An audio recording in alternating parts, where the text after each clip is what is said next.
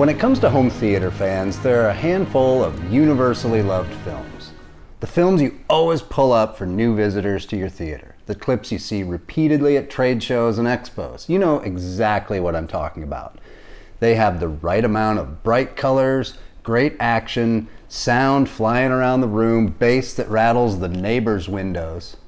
One of my all-time favorites has always been The Fifth Element. It's one of those movies I can put on at any time and enjoy it like it's the first time. Earth, water, wind, fire, and love. The five elements. Today, I'm here to talk about the five elements, and specifically the fifth element of home theater.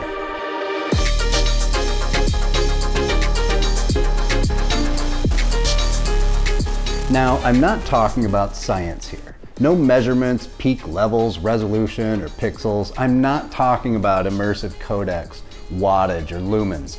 I'm talking about what I consider the five elements required for good home theater: projector, screen, surround sound, source material, and popcorn. That's right, popcorn. It's the fifth element that brings your home theater to life. Popcorn.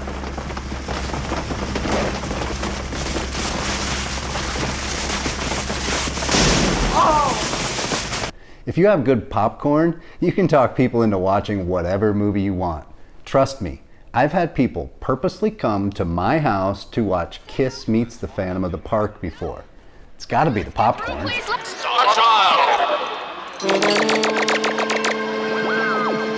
When it comes to making popcorn, there are countless options. I've used them all over the years.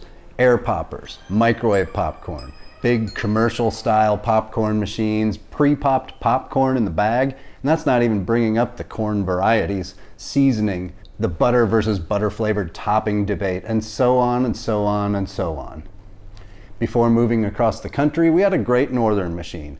We were remodeling the theater at one point, and my son thought it would be a cool addition, so I picked one up. They're neat looking, they're a conversation piece, they make popcorn. They're also a pain in the ass. Sure, I went with one of the less expensive machines, but it was by no means a small item or a low-priced item.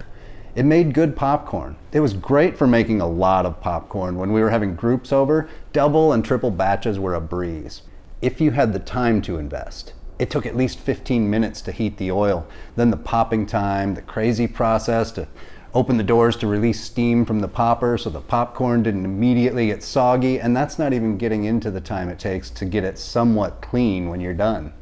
I don't know about you, but the older I get, the more I'm ready to head straight to bed after the credits roll. I don't want to spend 30 minutes disassembling the machine to remove the kettle so I can wipe it out, cleaning every nook and cranny of the enclosure. So this time around, we went old school. I went over to franklinspopcorn.com and ordered a Whirly Pop and a box of their popcorn packets, which they come pre-measured for the Whirly Pop with coconut oil, popcorn, and seasoning salt. I'll put the link in the description to make it easy to find.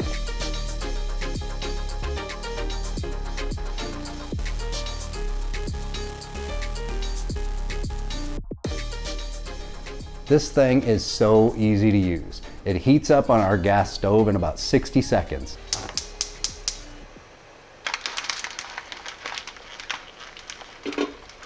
I turn on the burner, and by the time I get the oil squeezed into the kettle and slice open the other two packets with the corn and seasoning, it's ready to pop.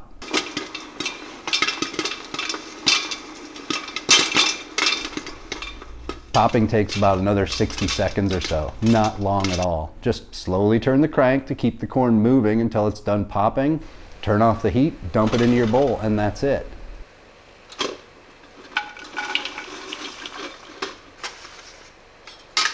Wipe it out in about 30 seconds with a paper towel after the movie's done. Store it until the next movie night.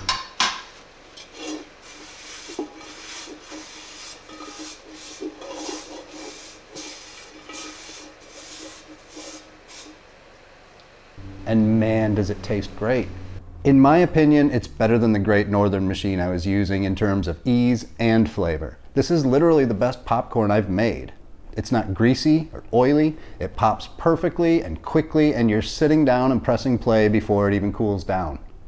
This is essentially the exact same process as the Great Northern machine, but stripped down to the basics. It's the kettle and a mechanism to keep the kernels moving on the heating surface so they don't burn before popping. You don't need to wait for a cheap heating element to heat the kettle. You don't need to worry about the motor dying. Your arm is the motor. You don't need to dismantle it when you're done to clean both the kettle and a hopper. Another thing I'm new to this time around is using the pre-measured popcorn packs. Franklin's Gourmet offers 2 varieties, regular and organic, in 3 sizes each, 2, 4, and 8 ounce packs. Each comes pre-measured with just enough coconut oil, popcorn kernels, and seasoning for a batch. The 4-ounce packets were recommended for the whirly pop, and it was perfect. When the popping stopped, it was filled right to the top, but wasn't pushing out and spilling either. I can't lie, this is great popcorn and the perfect amount of seasoning. I'm normally not one for single serving packaging, but this is so easy. I'll have to decide going forward if I continue along this route or go with their standard packaging. I can measure, but I tend to eyeball it most of the time, which will likely cause it to not be quite so perfect. I have a feeling that with the time I'm saving on prep and cleanup, I'll likely go with the standard packaging and spend the time actually measuring. It'll still be a quicker process than my previous experiences. So how does it compare to my previous popcorn experiences? It's a much quicker process than the machine I had. It's a much easier cleanup too. It's not greasy and messy like microwave popcorn. Plus, it's better than microwave popcorn. It's faster than an air popper. It's all fresh versus bagged popcorn, though I do also love the Boom Chicka Pop varieties, and I hate myself for saying Boom Chicka Pop out loud and where others will hear it.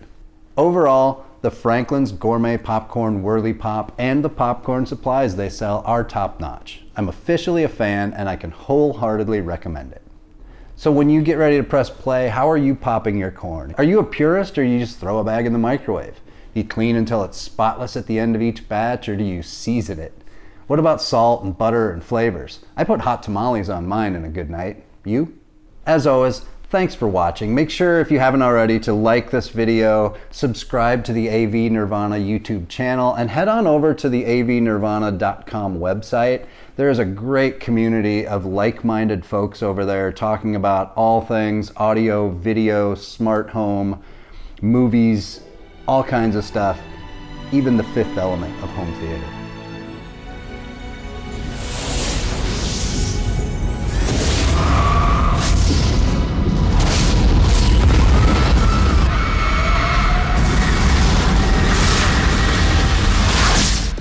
Thanks again. Have a great day.